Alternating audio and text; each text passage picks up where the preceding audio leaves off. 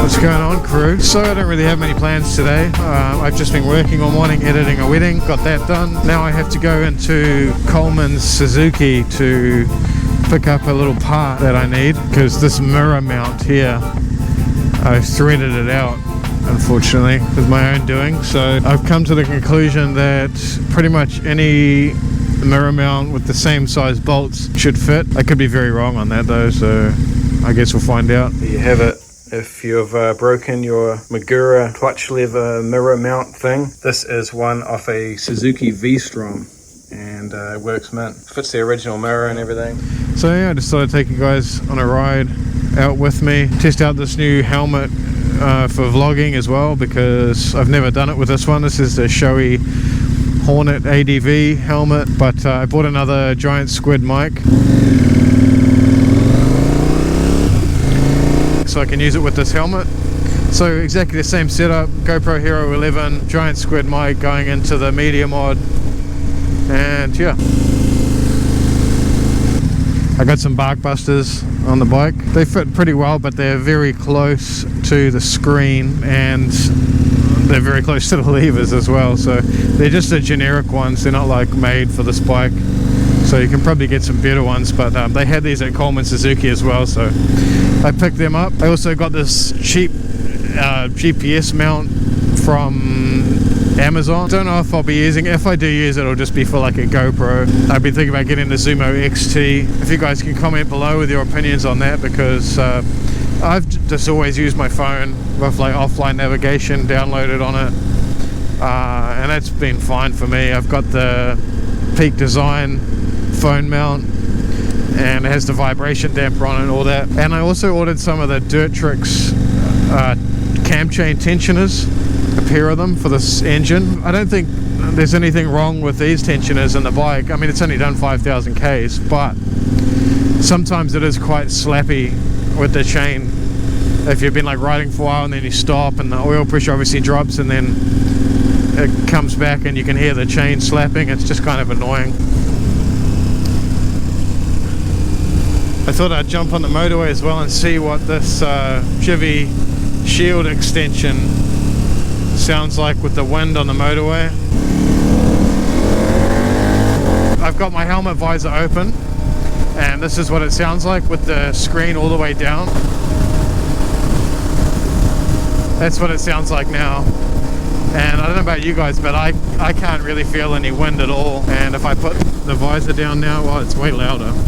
I don't know how that's going to sound, visor down, visor up, but yeah, this is what it sounds like. KTM screen all the way up, Chevy screen all the way up.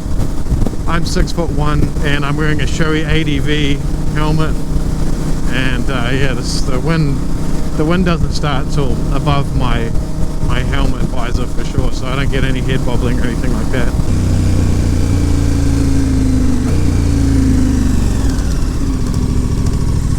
Put that down so you guys can see. This bike's a bit thick to be getting through there. And the other thing was, I wanted to talk about the Chris Birch course I did, the Say No to Slow course down at Thames in New Zealand. I did not take my GoPro with me. I was going to, but I thought, you know, people pay a few $100s to do this course, and if I just go and vlog it, it's kind of ripping off Chris, and you know what I mean? Like, you've really got to, I mean, you've got to do the course anyway, but you know what I'm saying. I wanted to be respectful, and I also wanted to learn and not concentrate on making a video so much. But yeah, I did the course. I only did the first day because I had to get back to Auckland on the Friday, whatever it was. The second day anyway, I couldn't do it.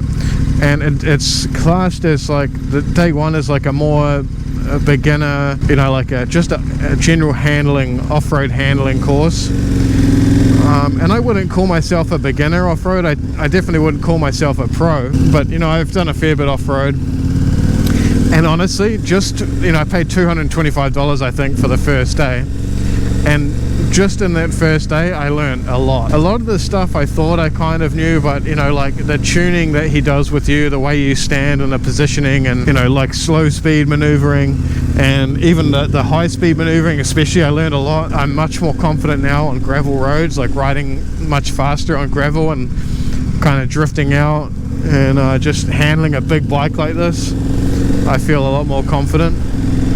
And that's great. That's what I really wanted to get out of it. I think if you are really new to riding, it would completely change your off-road riding, 100%. But even someone like myself who has had a few years off-road experience, and you know, I still learned a hell of a lot from the beginner's course. That's about all I can say about that. I definitely recommend it though. I was shocked about where I can take this bike. I didn't think I would be getting up some of the places I got up with it. I think I'm going to be in the way here. I'll park over here.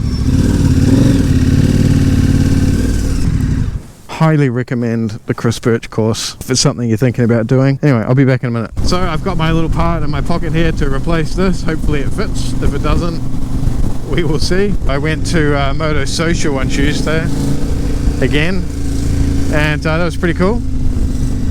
I took some photos, so I'll show you guys those. But yeah, it was a good night, big turnout, and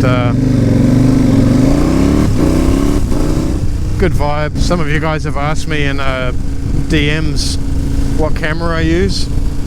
I'm taking photos. For my professional work, I use Sony cameras, so I'm a full-time photographer, and Sony is my tool of choice, so I use A7 Mark IVs. For my personal stuff, all these photos you're seeing are from the Fuji X100V. It's a little handheld, I call it like a point and shoot for photographers. This is what all these photos are worth. That's what I use for my personal work. So I'll see you guys in the next video real soon.